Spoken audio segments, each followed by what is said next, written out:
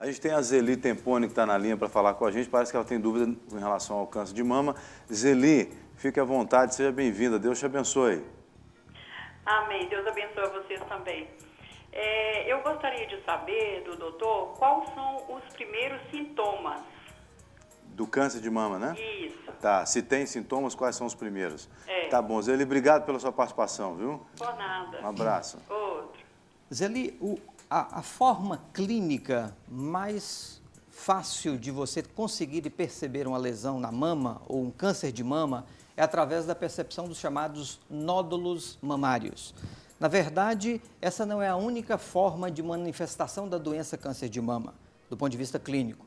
Você pode ter a percepção de sinais menos comuns, como, por exemplo, a saída de uma secreção de um líquidozinho no bico do peito, desde que essa saída ela seja espontânea, sem a manipulação, porque provavelmente quase todas as mulheres, se espremerem as mamas, vai sair um pouco de secreção, isso é normal, dependendo da faixa etária da pessoa, da fase do ciclo menstrual. Mas, de uma maneira geral, quando aquela secreção ela sai espontaneamente, ou seja, suja o sutiã, suja a camisola, ela começa a perceber que a roupa está ficando suja, isso é um sinal importante, é um sinal de anormalidade. Outra percepção também que se pode ter é a mudança da configuração da mama. Ela começa a perceber que o bico do peito está afundando, chama-se retração, está começando a retrair, ou o inverso, ele começa a estufar, são sinais menos comuns, mas o mais frequente é que se perceba o nódulo. Dor não causa, no caso? De uma maneira geral, não, a não ser quando a doença ela já está numa fase muito avançada.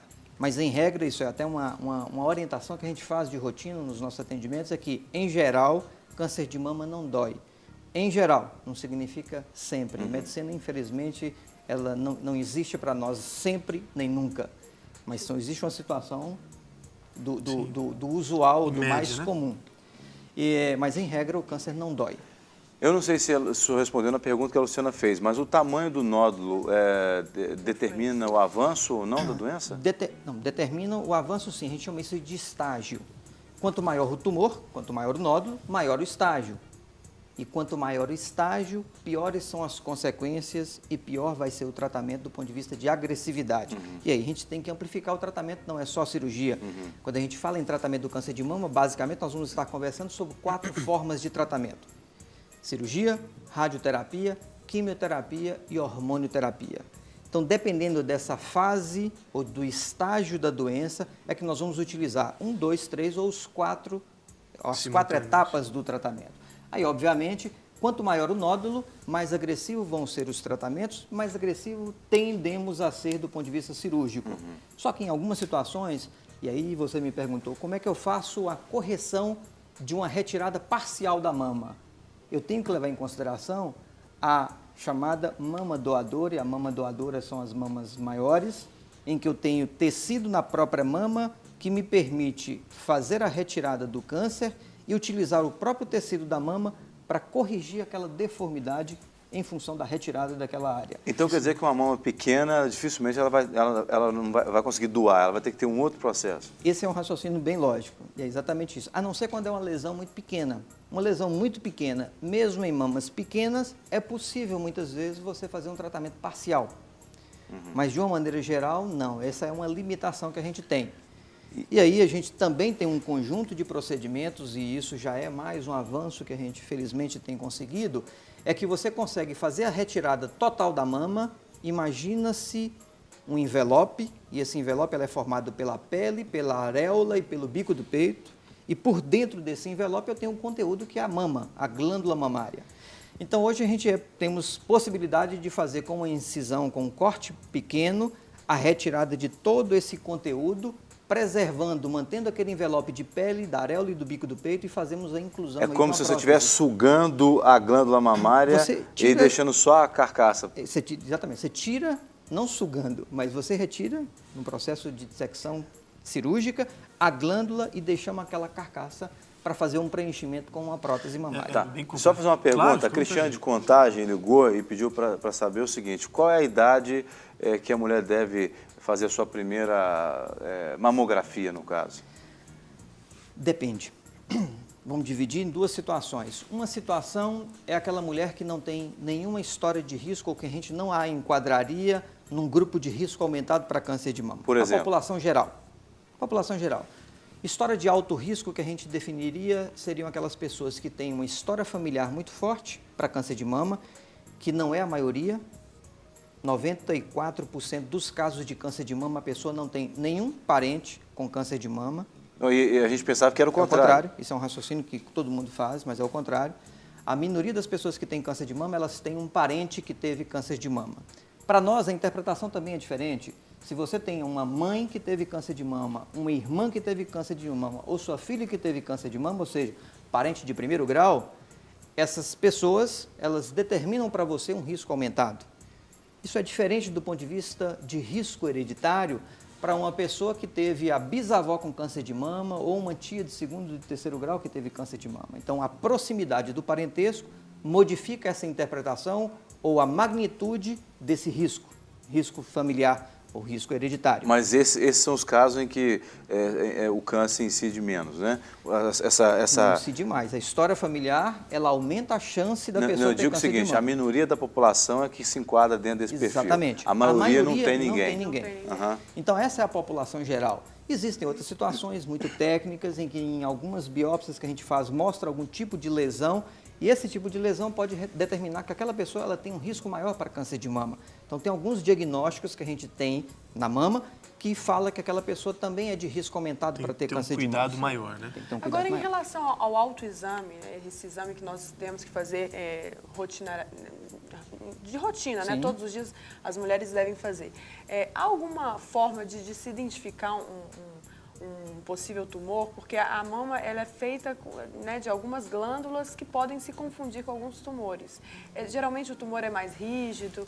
Tem alguma regrinha que pode ajudar essas mulheres, a gente, né, no dia a dia? Para isso, depende-se de um treinamento. Tudo que a gente sabe fazer, você treinou e aprendeu a fazer, de alguma maneira. Então, o autoexame também ele tem que ser treinado. É comum a gente escutar das pacientes falarem que eu não faço o autoexame porque eu não sei, eu encontro um tanto de caroço na mama na hora que eu estou tocando. A gente tem que lembrar que a mama ela é uma composição de glândula e de gordura. A glândula, ela... A gente não pode falar isso muito alto, gordura, senão a mulher vai querer emagrecer também na mama. Então, na verdade, o que acontece? Essa mistura de glândula com gordura varia de pessoa para pessoa, de idade da mulher, uma série de fatores, mas de uma maneira geral, a glândula ela é muito granulosa. Se você toca a mama, te dá a sensação de que você está tocando um tanto de carocinho. E a gente brinca e fala que é mais ou menos como você tocar um saco de feijão.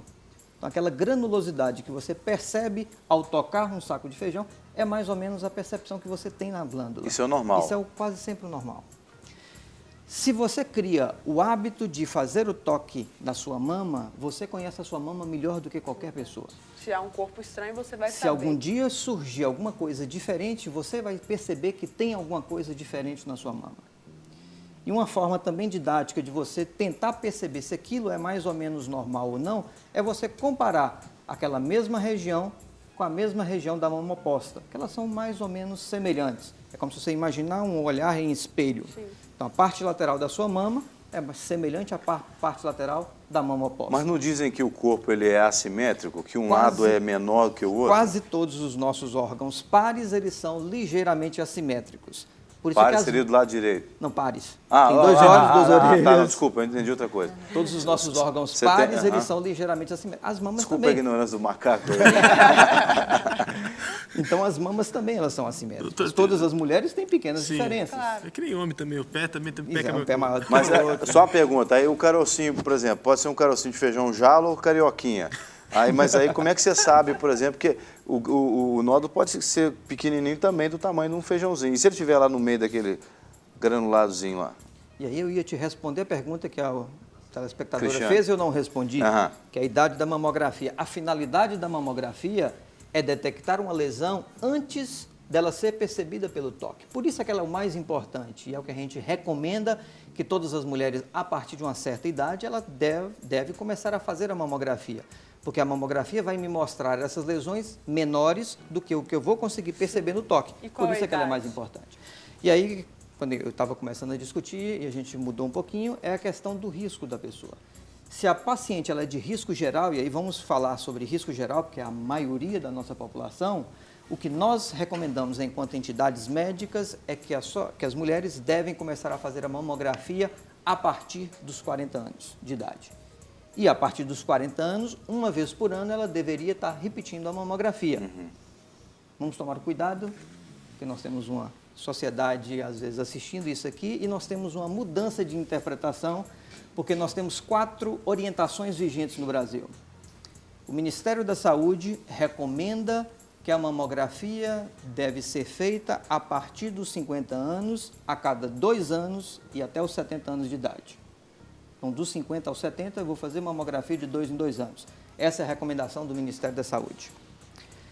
Vai fazer 10 nesse período, isso por causa da exposição à radiação, não tem nada a ver? Não, a recomendação do Ministério da Saúde é muito mais... O Brasil, até 2002, ele não tinha legislação que orientava um programa de rastreamento do câncer de mama. Então, como não se existia nenhuma orientação, criou-se essa orientação, que foi o Programa Nacional de Rastreamento do Câncer de Mama. E, qual o outro problema? Nós não temos mamógrafos para fazer mamografia de toda a população. Por isso que coloca-se caminhão itinerante para fazer mamografia nas cidades onde não tem mamógrafo. É uma forma de você corrigir Amenizar essa deficiência. Ok? Então, a realidade para o Brasil naquela ocasião era, vamos fazer mamografia de 2 em 2 anos numa população em que o câncer é mais comum. Não são todos os casos de câncer de mama, nós temos um exemplo aqui de uma paciente com idade mais precoce, 28 anos de idade, que teve câncer de mama. Isso não é comum, isso é raro, mas existe. Então, se você não faz mamografia nas mulheres abaixo de 50 anos, você vai ter uma grande quantidade de mulheres que também podem estar vítimas do câncer de mama e que não vai estar dentro desse programa de cobertura. Por isso é que a gente recomenda numa idade mais precoce, a partir dos 40 anos. Então, essa orientação dos 50 aos 70 é por conta dessa adequação que se precisou normatizar para dar uma cobertura, ou tentar dar uma cobertura em um país com todas as características como o Brasil. Ó, só reforçando, porque a Nilma ela teve dúvida na sua fala aí. O sistema de saúde do governo pede de 50 para cima. O oncologista dizendo, o mastologista dizendo que 40 seria o ideal. Menor que isso não precisaria. Só se existir alguma alteração. E aí nós vamos discutir uma outra situação, que é uma pessoa que tem uma alteração e aquela alteração precisa ser estudada. Aí nós vamos fazer mamografia em qualquer época, em qualquer idade, dependendo da indicação. Claro. Tá? Mas essa questão da discussão do rastreamento é nas mulheres que não têm alterações, que não têm nódulos palpáveis, que não está tendo sangramento, que não percebeu nenhum sinal de preocupação na mama. Então, o Ministério da Saúde recomenda a partir dos 50 anos. Isso é uma coisa absurda? Não. Países desenvolvidos como o Canadá e como a Inglaterra fazem do mesmo jeito. Recomenda-se a partir dos 50 anos. O Estado de Minas Gerais, num programa do ano passado, se eu não me engano, estipulou que deveria se recomendar a mamografia a partir dos 45 anos, ou seja, de uma maneira pioneira, o Estado de Minas Gerais antecipou essa idade, não conseguiu se chegar aos 40 anos, que é o que a gente recomenda, mas melhorou, chegou aos 45 anos de idade, ofertando a mamografia a partir dessa idade. E o presidente Lula, em 2008, publicou uma lei, me fugiu aqui o número, 11.665, se eu não me engano, em que, segundo a lei, todas as mulheres a partir dos 40 anos de idade têm o direito de fazer a mamografia. Então, existe uma certa incoerência entre uma lei publicada pelo governo federal de 2008, com vigência em 2009, e a própria recomendação do Ministério da Saúde, que é mamografia a partir dos 50 anos. Mas a lei fala que a mulher ela tem o direito de fazer a partir dos 40 anos. Ela não determina que ela tenha que fazer a mamografia a partir dos 40 anos. Então, na verdade, não há uma incoerência. Tá? De qualquer forma, essa lei ela já garante a disponibilidade, o direito da sociedade buscar essa recomendação.